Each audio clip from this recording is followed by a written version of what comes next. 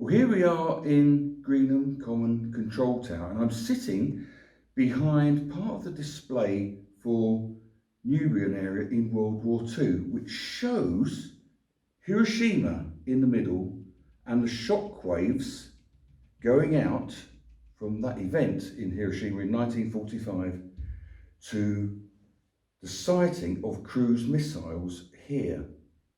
And the talk that I'm going to give this afternoon is going to explore that story a little bit more. Now, the story starts, for me, on August 29th, 1944. Not necessarily a date you'd have come across in your history lessons in school, but it is significant, partly because it was my mum's 18th birthday. But perhaps more significantly than that, that was the day that Hitler made the decision to deploy his new secret weapon, which we came to know as the V2. 9 days later, the first V2 was launched and landed on London. And not long after that, another one landed very close to my nan's house and blew the front in. Fortunately, neither my mum nor my nan or any of her brothers and sisters were in the house at the time. What's that got to do with the sighting of cruise missiles at Greenham Common? Well, that's what this story is all about. Let's just jump forward a little bit to these guys. This picture was taken in February 1945 in Yalta, which is in the Crimean Peninsula. What you can see there is Winston Churchill, Franklin D. Roosevelt and Joseph Stalin, and the conference was all about what was to happen to Europe at the end of the Second World War. There are some momentous decisions taken there. Later on, there was another conference involving Churchill and the then British Prime Minister Clement Attlee with Stalin and the then American President Harry S. Truman at Potsdam. It was while that conference was taking place in Potsdam that news came through that the Americans had dropped the first atomic bomb on Hiroshima. Right? Here's a picture that I'm sure you'll all be familiar with.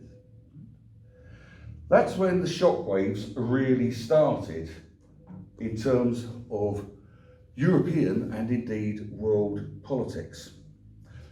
In March 1946, Churchill was in America. He was speaking at Westminster College in Fulton, Missouri, and there he famously said, "From Stettin in the Baltic to Trieste in the Adriatic, an iron curtain has descended across the continent."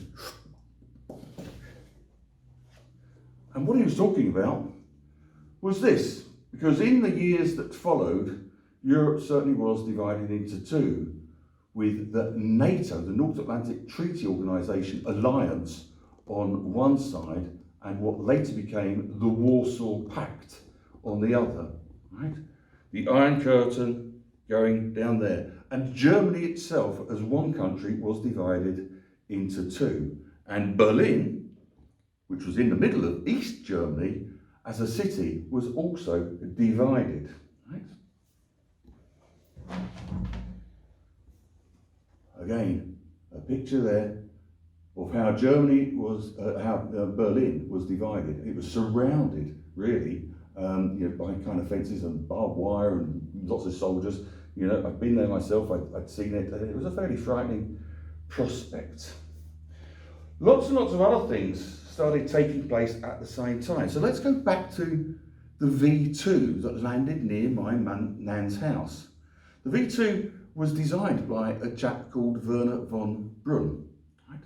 A genius rocket engineer who at the end of the Second World War was whisked off to America and started working for the Americans to develop their rocket program. And of course the Russians and the Soviet Union were rather jealous of this, so they started developing rockets of their own.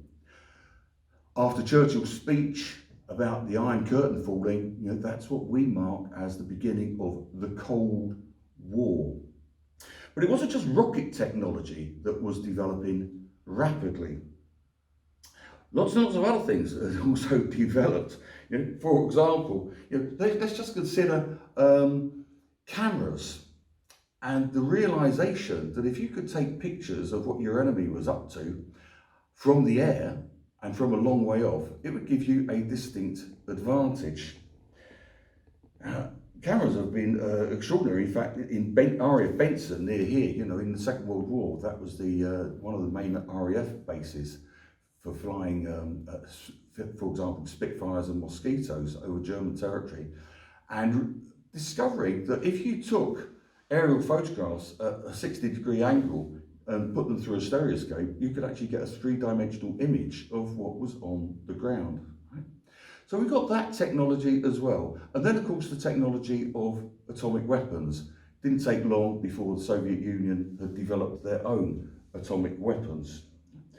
So a number of different elements of this race going on. And a milestone, of course, came in 1957 when the Soviet Union actually managed to put a man-made object into orbit. 1957, Sputnik, the first man-made object to go around the globe. And of course that rather sort of terrified the Americans, because you thought, well, if you could put something in space, what would the other possibilities be? For example, what would happen if you put a camera on a satellite? Would it be powerful enough to see what was happening on Earth? What would happen, for example, if you were able to put an atomic bomb up into space and drop it on your enemy? Just as a little sidetrack to that, I was doing some research recently, and the cameras in satellites today are actually capable of defining objects just 10 centimetres across on the ground. And not so long ago, in 2009, an RAF Tornado flying over the Isle of Wight took a picture of the clock face of Big Ben using a camera board called a Raptor. So you can imagine the technology taking off became quite frightening on both sides as they realised possibilities. The next significant date on that, for example, would be 1960, when famously Gary Powers, a USAF pilot flying a U-2 spy plane at an incredible height over the Soviet Union to take some pictures that he really shouldn't have been taking, was shot down, because no matter how high the aircraft could fly, they might have been out of reach of the Soviet fighters. They weren't out of reach of Soviet missiles. It's extraordinary to think, isn't it, that it was only in 1903, when my nan was 2 years old, that the Wright brothers made their first powered flight in Kitty Hawk, USA. And yet by 1957, when Sputnik was going around the world, these aircraft were based at Greenham Common. This is a B-47 Stratojet bomber, a huge aircraft. At the same time, the Americans were actually building and deploying these. No, not wooden models, no. This is a 1:100 scale model of a B-52. These aircraft are still actually in service, and you may have seen films of these, rearranging the surface of Vietnam some years ago. Huge aircraft. The wingspan on a B-52 is an astonishing 56 metres. Just hold that in your mind for a little bit. So these were the kinds of aircraft that were being launched from British and American bases. They could fly around 40,000 feet was their operating ceiling, and they flew at around about 600 miles an hour. I'm going to come back to those terms later on. 1961, another date to conjure with, because that was the year when Yuri Gagarin became the first man to go up into space. And that really put the wind up the Americans, who really hated the thought that, that the Soviets could get there before they did. But, the Americans, anything you can do, we can do better. And President Kennedy famously said, look, by the end of this decade, we will not just have a man in space, we'll have one on the moon. And this is the vehicle that they were sent up in. the Saturn V rocket, which was designed by Wernher von Braun, the same designer who made the V2. Are you seeing the links? So, it wasn't long, of course, before they started thinking, look, if we've got rockets that powerful that can go up into space and travel that fast, what about if we put a nuclear weapon on top of one of them, right? And then we wouldn't need to be trying to sort of fly one of these boys over enemy territory, because even at 40,000 feet at 600 miles an hour, that's a pretty big target to shoot down with a fighter or a surface-to-air missile, whereas an intercontinental ballistic missile, is a different prospect. However, intercontinental ballistic missiles need to be launched from, static bases. So in Siberia, or for example in the American desert, there were deep silos holding those huge missiles. But remember what we've already said about satellite technology and the advances in cameras, because each side knew exactly where the other side's silos were. So what if you could take out the other side's silos before they got round to launching them? Thus we enter this kind of mad scenario. And I use the word mad very deliberately. MAD, M-A-D, mutually assured destruction. If one side had a go at the other, then the other one would just have a go back, right? And there'd be massive global destruction. So how to get around this one? Well, the Soviets had a bright idea. What if, instead of launching missiles from deep silos, right, what if we put them on the back of lorries and then we could take them pretty much up to the fence between East and West Germany, and then we could just lob one over the fence. So the Soviets had a missile called the SS-20, which is an intermediate range ballistic missile. In other words, it still goes way up in the air and comes down again, but it's very light, easily transportable, and therefore a pretty deadly prospect. How do you defend against that? Because you don't know where they're going to be coming from. Well, here again, anything you can do, we can do better. And the Americans came up with this, which flies at about 600 miles an hour, same as a B-52, all right? But whereas the wingspan of a B-52 was, do you remember, 56 meters, the wingspan of a Griffin cruise missile was 8 foot 9 inches. Right? The tailplane of a B-52, which I haven't got on this model, was a massive 55 feet. Right? This is the tailplane of a Griffin cruise missile. It's an actual one. Very light. The other big difference is that whereas these flew at about 40,000 feet, guided by satellite technology, the cruise missile can fly at just 90 feet. Right? You can't shoot that down with a surface-to-air missile or a fighter jet. So, what on earth would the defence be against one of those? And it was these that were sited at Greenham Common in 6 bunkers, each bunker carrying 4 launch vehicles, each launch vehicle carrying 4 missiles. The bomb that was dropped on Hiroshima was 18, we think, about 18 kilotons, 18,000 tons of high explosive. The warhead, this is how much technology had advanced, the warhead on a Griffin cruise missiles was 150 kilotons, 9 times bigger than the bomb that destroyed Hiroshima. And at Greenham, in these bunkers, right, there were 96 of them. Now, I'm always a bit pedantic about this because I come across a lot of people who refer to these as silos. But they're not silos, they're bunkers. And an easy way of remembering the difference is to think of the shape of a grain silo that you see in the countryside and a cold bunker. Silos are cylindrical and sort of go up and down quite a long way, and bunkers are fairly squat and sit on the surface. So that's the way I remember it anyway. Here's a picture of the launch vehicle. Right? Again, pretty small, very mobile, so they could have been taken out of Greenham to Savernake Forest, to Salisbury Plain, to Tesco's car park down the way, and off you go. Right? So it's kind of not surprising that, you know, when the UK government decided in 1980 that these were going to be deployed here and the building started quickly, a number of people thought, you know, this isn't a great idea actually.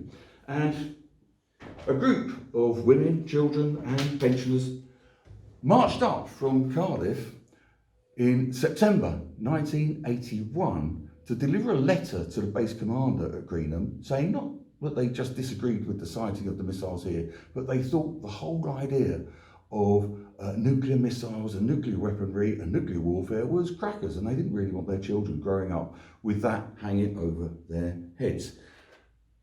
And that demonstration grew and grew. Those initial women and co, when they arrived at Greenham, they thought, oh God, it's a long walk back to Cardiff, so let's hang around for a little while. So they made a camp here and they stayed. And at every one of the 9 gates around the base, a camp grew up.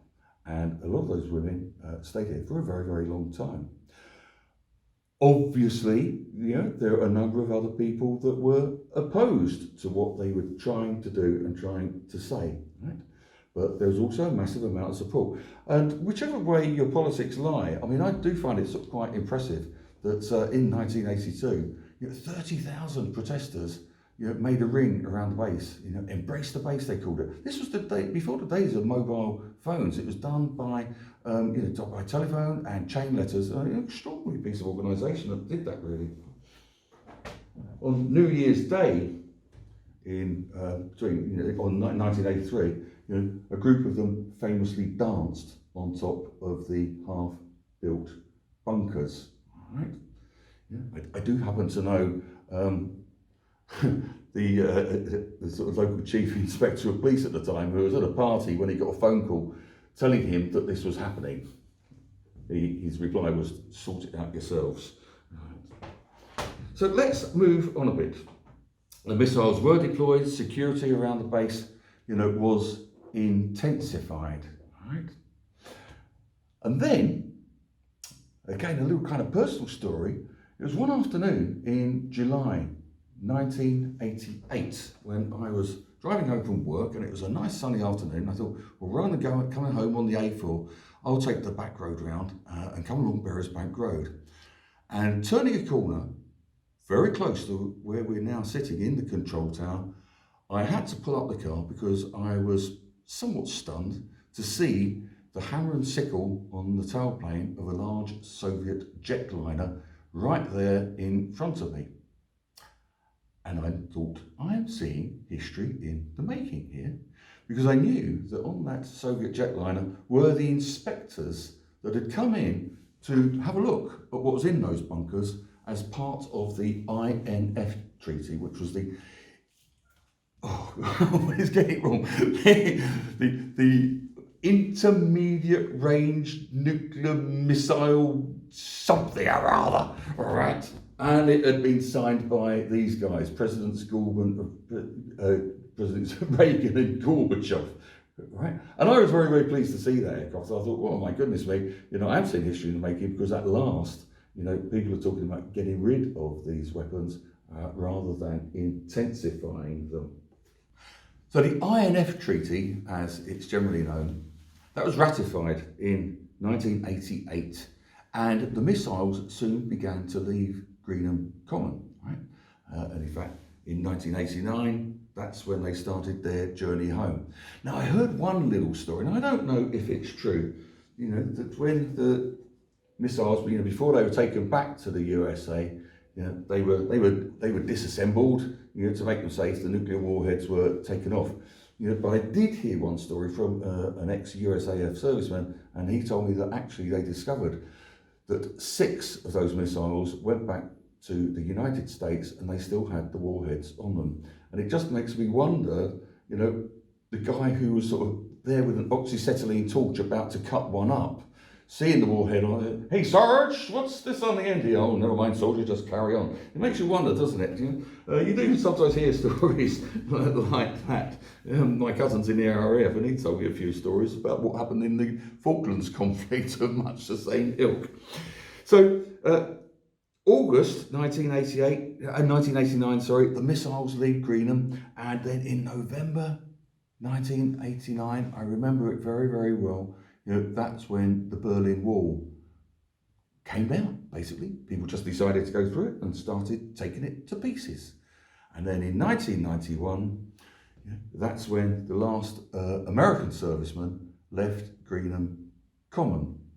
And then there was the long argument about what should happen to the Common next. And I think we're all very pleased to see now that, you know, beyond the camera that I'm looking out of the window onto a lovely sunny afternoon on the Common with people walking with their dogs or on their own, and it's gone back to what it once was, to common land. And if I look at the other window, I can see those bunkers empty now, apart from the used cars that are stored, well, no, not used cars, I think they're new cars that are stored in there now. And sometimes we get people asking us, well, do we ever think that the Common will go back to being a base? Well, you know, fortunately, you know, we now have world leaders that are far too sensible and caring and intelligent to ever take us back to that. Oh, hang on, I just got a note here. August 2019, President Trump withdraws from the INF Treaty. Well, anyway, that's our story, or rather, that's kind of my story of how my nan's house is linked to those bunkers across the way, and how sometimes we find a little bit of our own personal stories link in with massive, massive, massive world events. And if you want to find out more about what I've been talking about, then please do come and visit the tower and have a look at our exhibitions and enjoy walking around the Common at the same time.